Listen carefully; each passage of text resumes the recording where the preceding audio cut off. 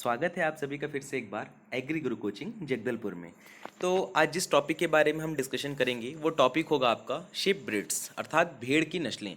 जैसे कि इससे पहले क्लास में हमने गाय की नस्लों के बारे में, भैंस की नस्लों के बारे में और बकरियों की नस्लों के बारे में चर्चा की थी, उसी प्रकार भेड़ की नस्लों के बारे में भी डिस्कशन करेंगे।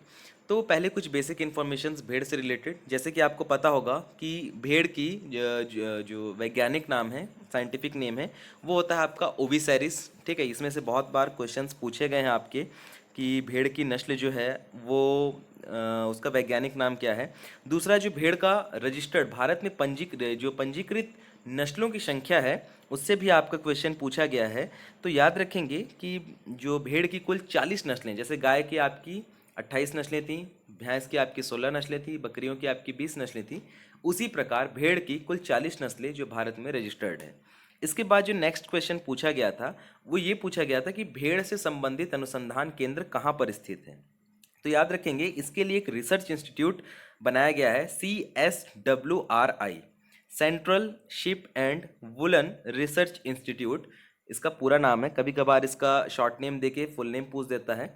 और इसका जो स्थान है वो है आपका अविका नगर, जो कि राजस्थान में आता है। ये बहुत इंपॉर्टेंट है और इसीलिए राजस्थान में भेड़ की कुल 8 नस्लें पाई जाती हैं। ठीक है, बहुत ज़्यादा ही नस्लें हैं वहाँ पे और ये उनका प्रमुख व्यवसाय भी है। अब भेड़ से संबंधित कुछ जानकारी आपको ये जाननी है कि भेड़ का जो मुख्य उपयोग होता है वो दो चीज़ों के लिए होता है। या तो उनसे ऊन निकाले जाते हैं, वुलन्स निकाले जाते हैं, या फिर उनका मांस खाया जाता है।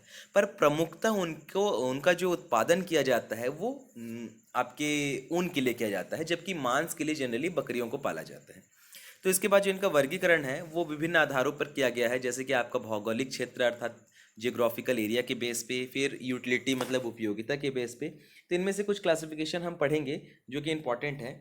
जो सबसे पहला क्लासिफिकेशन होगा आपका भौगोलिक क्षेत्र के आधार पे, अर्थात classification based on geographical area. तो इनमें से जो आपका सवाल पूछा जाता है वो आपको जनरली दो रीजन से पूछे जाते हैं, एक आपका हिमालयन रीजन और एक आपका पूर्वी रीजन। इसको छोड़ के आपका दक्षिणी रीजन और उत्तर पश्चिमी रीजन्स भी हैं। तो सबसे पहले हिमालय की बात करते हैं, हिमालयन रीजन। तो वहाँ पे जो मेन आपकी ब्रीड्स रहती है उनमें यहाँ आता है आपका गद्दी, ठीक है, जिसको भाकरवाल के नाम से भी जानते हैं, भाकरावाल, कांगड़ा, कश्मीर वेली और गुरेज, ये नस्लें हैं। कौन कौन सी? गद्दी है आपकी, कश्मीर तो नाम से ही पता चल रहा है, कश्मीर वैली करके नाम से एक आएगा, एक आपका गुरेज नाम से पूछा जाता है, ठीक है, और आपका क्या है? कांगड़ा। ठीक है, तो ये कुछ नस्लें हैं जो कि हिमालयन क्षेत्र में पाई जाती हैं। इसके बाद पूर्वी क्षेत्र में जो आपकी फेमस नस्लें हैं उनमें आता है गंजाम, ठीक है, और बलानगीर करके, ये दो नस्लें हैं जो आपकी पूर्वी क्षेत्र में फेमस है। दक्षिणी क्षेत्र से जो सवाल पूछा गया था उसमें आपका जो नस्ल था वो है आपका नेल्लोर। नेल्लोर बहुत फेमस नस्ल है क्योंकि इसका जो मेन प्रोडक्शन लिया जाता है वो मांस के लिए लिया जाता है। साथ ही साथ भेड़ की सबसे ऊंची नस्ल भी आपकी नेल्लोर है, इसलिए यहाँ से सवाल आया था। इसको छोड़कर दक्षिणी क्षेत्र से आपकी डेक्कनी है, बेल्लारी है, कोयम्बटूर है, ठीक है। और इसके बाद जो लास्ट है वो है उत्तर पश्चिमी रीजन्स। तो उत्तर पश्चिमी रीजन्स मतलब आपका, देखिए, अगर आप जगह को याद रखेंगे तो आपको आंसर देने में आसान होगा। जैसे कि ये इंडिया का मैप होता है, मान लीजिए ये इंडिया का मैप है, ठीक है, यहाँ से अच्छे से नहीं बन पाया है। तो ये होता है ईस्ट, ये होता है वेस्ट, ये होता है नॉर्थ, ये होता है साउथ। तो पूर्वी क्षेत्र में मतलब अर्थात यहाँ से, तो कुछ क्षेत्रों के नाम के आधार पे नस्लों का नाम रखा जाता है, ठीक है। ये आपका नॉर्थ रीजन है जो हिमालयन रीजन है। अब देखिए, जैसे कश्मीर वैली है, नाम से ही पता चल रहा है।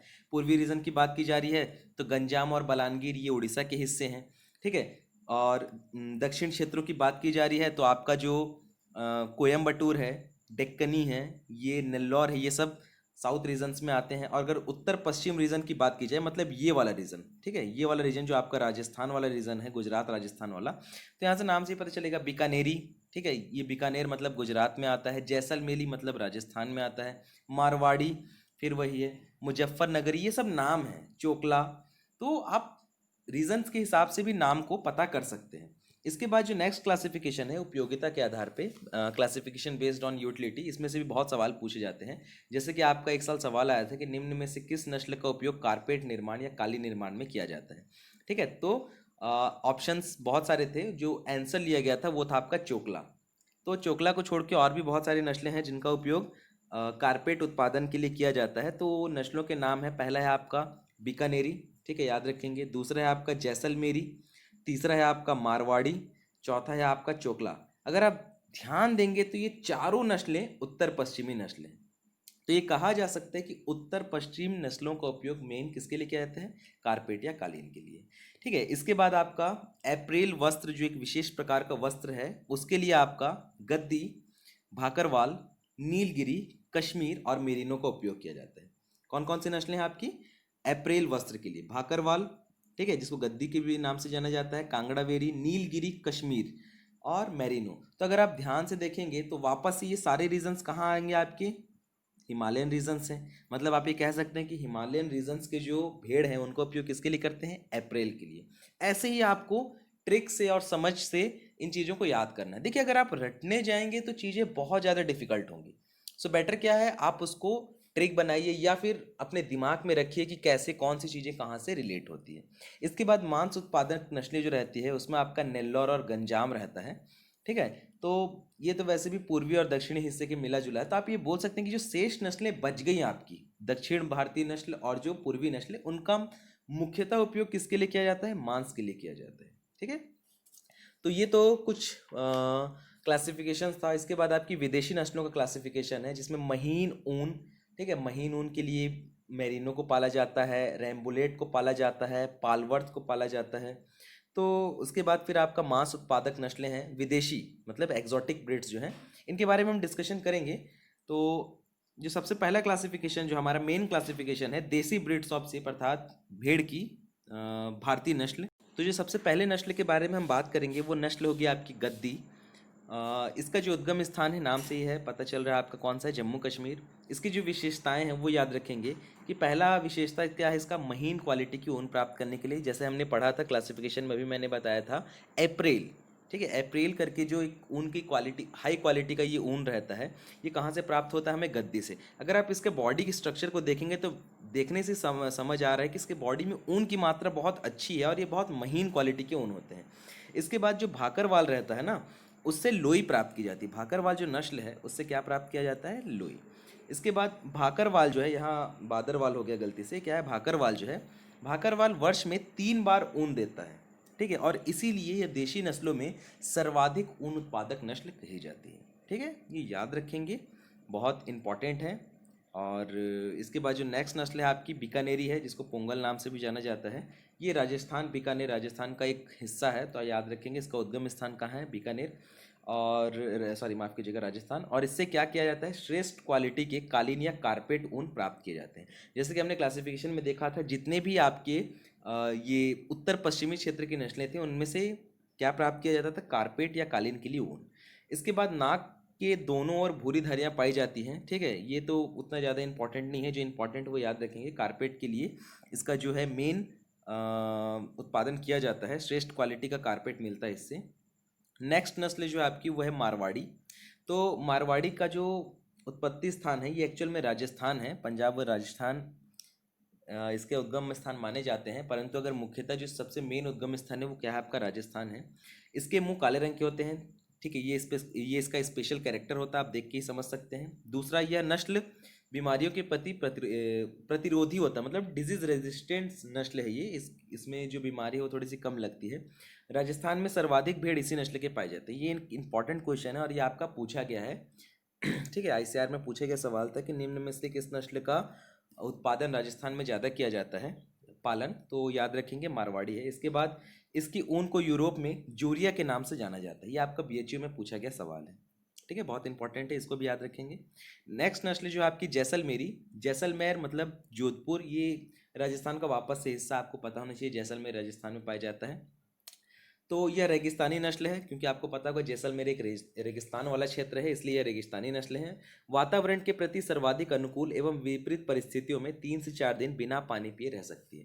देखिए, राजस्थान जो रीजन है वो बहुत हॉट क्लाइमेट में गिना जाता है, विश्व के सबसे गर्म शहरों में उसका नाम आता है। और वहाँ की नस्लों का, चाहे आप ऊँट को उठा लीजिए, चाहे आप भेड़ को उठा लीजिए, यहाँ तक कि वहाँ के लोगों में भी जो गर्मी सहन करने की क्षमता होती है या जो बीमारी को सहन करने की क्षमता होती है बहुत ज़्यादा पाई जाती है। ठीक है, इसका दूसरा रीज़न ये भी है कि वहाँ का क्लाइमेट ही ऐसा है कि वो बिना पानी पिए बहुत दिनों तक जिंदा रह सकते हैं। ऊँट की तो आप जानते हैं महीनों महीनों तक जिंदा रह लेता है, वहाँ के इंसानों में भी सेम यही चीज़ रहता है। तो क्लाइमेट जो रहता है या वातावरण रहता है उसके हिसाब से जानवर और इंसान या जितने भी जीवित वस्तु हैं वो अपने आप ही ढल जाते हैं। इसके बाद जो नेक्स्ट आपका ब्रीड है वो है डेक्कनी। डेक्कन जो है आपका, इसका उद्गम स्थान जो है आपका महाराष्ट्र और कर्नाटक है। तो इसकी विशेषताएं हैं, कंबल बनाने के लिए प्रयोग किया जाता है इस नस्ल का। नेक्स्ट जो नस्ल है आपकी नेल्लौर है, ये दक्षिण भारतीय नस्ल है और इसका जो सबसे इंपॉर्टेंट, ये बहुत बार पूछा गया है, ठीक है। इससे दो सवाल आते हैं, पहला इसके सींग को लेके आता है और दूसरा इसके ऊंचाई को लेकर आता है। ये भारतीय नस्लों में सबसे ऊंची नस्ल है, ये याद रखेंगे, ठीक है। बहुत ज़्यादा हाइट रहती है इसकी और इसका जो सिंग रहता है वो बिल्कुल एक चाबुक के समान, चाबुक नहीं बोलेंगे इसको, एक्चुअल में एक हथियार के जैसे इसका सिंग रहता है। आप ये अगर ध्यान से देखेंगे, चाबुक तो अलग ही हो जाएगा, वो तो रस्सी के समान रहता है, लेकिन इसके सिंग जो रहते हैं वो हथियार के समान पाए जाते हैं। और इससे सवाल भी आता है कि निम्न में से किस नस्ल का सिंग हथियार के जैसे होता है। नेक्स्ट जो नस्ल है आपकी वो है काठियावाड़ी। काठियावाड़ गुजरात का एक हिस्सा है, याद रखेंगे। तो इसका उद्गम स्थल क्या है? गुजरात।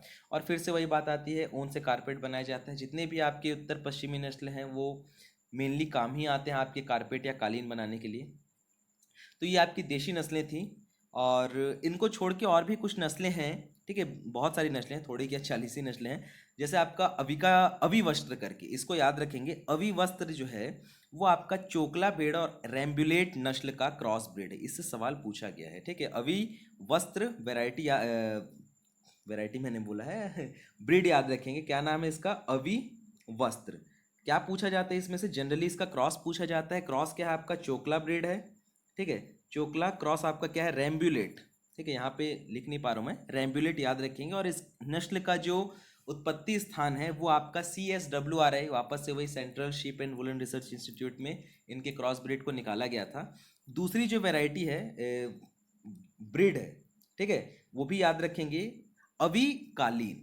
क्या है? अविकालीन। ये क्या था? अविवस्त्र। अब जो नेक्स्ट वैरायटी है वो क्या है? अविकालीन। इसमें से भी क्वेश्चन पूछा जाता है। तो ये रैम्बुलेट और आपका जो मेरिनो है, ठीक है, रैम्बुलेट मरीनो क्रॉस मालपुरा नस्ल, जो आपका नर था वो रैम्बुलेट नस्ल का नर था और जो मादा थी आपकी मालपुरा नस्ल की थी। इनके क्रॉस से आपका किसके लिए अविकालीन बनाया गया है। और इसका मेनली जो उपयोग है ये ऊन के लिए किया जाता है, बहुत उच्च क्वालिटी का ऊन मिलता है इसके। तो रैम्बुलेट नस्ल का जो मेरिनो है वो इसका नर है और जो मादा है वो आपकी मालपुरा है, ये क्रॉस याद रखेंगे। तो ये कुछ देशी नस्लें थी जिनके बारे में आपको जानना था। इसके बाद बात करते हैं एक्जॉटिक ब्रीड्स ऑफ शिप, ठीक है, मतलब भेड़ की विदेशी नस्ल, जिसमें सबसे पहला और सबसे इम्पॉर्टेंट, सबसे क्या बोलूँ, सबसे ज़्यादा इम्पॉर्टेंट है आपका वो है आपकी मेरिनो। तो मेरिनो किस चीज़ के लिए फेमस है? मेरिनो फेमस है अपने वजन के लिए और अपने ऊन के लिए, ठीक है। तो मेरिनो नस्ल का जो उद्गम स्थान है वो है स्पेन या फ्रांस, ठीक है। इसका उद्गम स्थल स्पेन और फ्रांस है। स्पेन जो कि फ्रांस में आता है, ऐसा वाला। इसकी विशेषताएं हैं, मादा भेड़ सिंग रहित रहती है, देखिए यहाँ पे सिंग बिल्कुल नहीं है, और नर भेड़ जो घुमावदार सिंग पाए जाते हैं, ये इसकी कैरेक्टरिस्टिक्स है।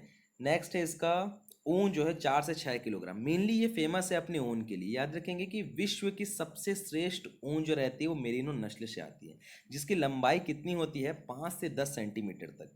और इनके मादा का वजन 60 किलोग्राम और नर का वजन 75 किलोग्राम रहता है, ठीक है। और यहाँ पे एक पॉइंट लिखा है कि इसके गर्दन और कंधों की त्वचा पर झुर्रियाँ पाई जाती है। ये इतना इंपॉर्टेंट नहीं है, जो आपको इंपॉर्टेंट है वो याद रखेंगे कि सर्वश्रेष्ठ ऊन जो प्राप्त किया जाता है वो कौन सी नस्ल है? भेड़ की मेरिनो है। इसमें से सवाल पूछा गया है, ठीक है। जैसे कि यहाँ फिर से लिखा है, इसका रंग सफ़ेद होता है, ये क्वालिटी। नेक्स्ट है आपका साउथ डॉन। ये इंग्लैंड इसका उद्गम स्थल है और ये छोटे शरीर वाला होता है। देखिए अगर आप ध्यान से देखेंगे, बहुत छोटा शरीर रहता है, रंग हल्का भूरा रहता है और प्रतिवर्ष 2 से 3 किलोग्राम आपका ऊन उत्पादन करता है। नेक्स्ट है आपका रैम्बुलेट। ये बहुत इंपॉर्टेंट नस्ल है, ठीक है। ये ड्वेल पर्पस द्विकाज, अर्थात इसका उत्पादन मांस और ऊन दोनों के लिए किया जाता है। इसका उत्पत्ति स्थान फ्रांस है और विशेषताएं, मादा सिंग रहित होती है और 4 किलो ऊन तथा मांस प्राप्त किया जाता है, ऊन जो 4 किलोग्राम तक। और इसका जो मेन इसको पाला जाता है वो पेल्ट के लिए पाला जाता है, ठीक है। तो इसको छोड़ के एक और आपकी ब्रीड है, वो कराकुल करके नाम से जाना जाता है, वो याद रखेंगे। ये मध्य एशिया में पाई जाती है और इसको जनरली पेल्ट के लिए पाला जाता है। तो ये कुछ स्पेशल ब्रीड्स थे आपके शेप से जहाँ से क्वेश्चन आते हैं, तो इनको आप समझेंगे। और अगर आपको कोई भी डाउट हुआ तो बिल्कुल आप कमेंट सेक्शन में जाएंगे, अपने ग्रुप्स में जाएंगे और वहाँ आपके सारे डाउट्स क्लियर किए जाएंगे। तो आज की क्लास यहीं कंप्लीट करते हैं। Thank you so much.